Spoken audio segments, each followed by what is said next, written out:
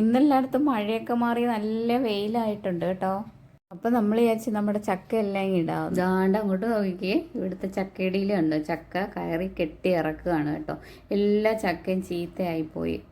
മുകളിൽ നിന്ന് ചക്കയെല്ലാം പഴുത്ത് അളിഞ്ഞ് തറയെ വീണ് തറ മൊത്തം വൃത്തികേടായി കിടക്കുകയാണ്. കുറേ ദിവസമായിട്ട് അങ്ങ് മഴയല്ലേ, അത് കാരണം ഇത് ഇടാനും പറ്റിയില്ല. ഇന്നാണ് അത് ഇടാൻ വിളിച്ച ആൾ വന്നത്. അപ്പോൾ എല്ലാം അങ്ങ് വെട്ടി ഇടാമെന്ന് വിചാരിച്ചു. മൊത്തം ചീത്തയായിപ്പോൾ ഒരു 10-20 ചക്കയോളം ചീത്തയായി താഴെ വീണു. മഴ ഭയങ്കര ചൂടായിരുന്നല്ലോ, അത് കഴിഞ്ഞ് മഴ വന്നപ്പോഴത്തേക്കും ചക്കയെല്ലാം കറുത്ത് പഴുത്ത് അളിഞ്ഞ് താഴെ വീണു. ഇനി കണ്ണാന്നോ ഇടുങ്ങി ഇടുങ്ങി നിന്ന് ചീത്തയായതാണോ എന്നറിയില്ലല്ലോ.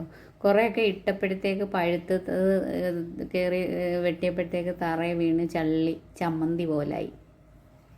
അപ്പുറത്തെ വീട്ടിലെ അവരുടെ ചെടിയുടെ ഇടയ്ക്കും എല്ലാം മറിഞ്ഞു വീണ് അവിടെ എല്ലാം വൃത്തികേടായിരിക്കുക.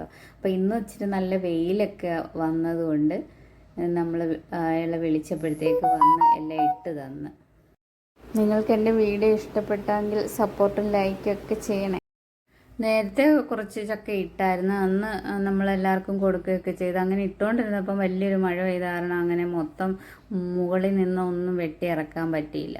പാവയ്ക്ക അടുപ്പിൽ വെച്ചപ്പോഴാണ് ചക്ക ഇടാൻ വന്നത്. അപ്പോൾ എന്നിട്ട് അത് ഓഫ് ചെയ്തിട്ട് ഓടി ചക്കയുടെ പുറകെ പോയി. ഇടയ്ക്ക് വന്ന് പാവയ്ക്ക നോക്കി. ഇപ്പോൾ ഇത് ഇട്ടുകൊണ്ടിരുന്നപ്പോഴേ ഇവിടെ ഓരോരുത്തരൊക്കെ ചക്കയ്ക്ക് വന്നിട്ടുണ്ടായിരുന്നു. അപ്പോൾ അവർക്ക് ഒക്കെ കൊടുത്തു, കുറച്ചൊക്കെ അവർക്കൊക്കെ കൊടുത്തു. പിന്നെ കുറച്ച് വേവിക്കാനൊക്കെ ഉള്ള ആൾക്കാർക്കൊക്കെ കൊടുത്തു. ഇവിടെ അങ്ങനെ അധികം വേവിച്ചത് അങ്ങനെ അധികം കഴിക്കില്ല. ഇടയ്ക്ക് 1-2 എണ്ണമൊക്കെ വേവിച്ചായിരുന്നു. ഇനി കുറച്ച് പഴുപ്പിക്കണം, വരട്ടണം, കുറച്ച് എൻ്റെ ഫ്രണ്ട്സിനൊക്കെ കൊടുക്കണം. എന്തായാലും രാവിലെ മൊത്തം ചക്കയും അങ്ങ് ഇട്ട്. ഇനി ഒന്നുമില്ല ചക്ക, ഇനി തറയിൽ വീണ് വൃത്തികേടാകാനും ഒന്നുമില്ല. അപ്പുറത്തൊക്കെ വീട്ടുകളിൽ വീഴുന്നതുകൊണ്ട് ഒരു വിഷമമായിരുന്നു. ഇന്ന് നല്ല വെയിലൊക്കെ ഉണ്ടായിരുന്നു, അതുകൊണ്ടാണ് ഇന്ന് ഇതെല്ലാം ഇടാമെന്ന് വിചാരിച്ചത്. കുറച്ച് ചക്ക നേരത്തെ വറക്കുകയൊക്കെ ചെയ്തായിരുന്നു. ഇനി കുറച്ച് പച്ചച്ചക്കയൊക്കെ നമ്മൾ വൃത്തിയാക്കി ഫ്രീസറിൽ വെച്ചിരിക്കുകയാണെങ്കിൽ പിന്നെ ചക്കയില്ലാത്ത സമയത്തൊക്കെ എടുക്കാമല്ലോ. പിന്നെ പഴുത്തത് കുറച്ച് വരട്ടാം.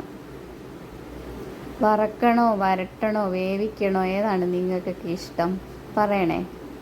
ഇവിടെ എല്ലാവർക്കും പഴുത്ത ചക്കയാണ് ഇഷ്ടം. വറക്കുന്നതും ഇഷ്ടമാണ്, വരട്ടുന്നതും ഇഷ്ടമാണ്.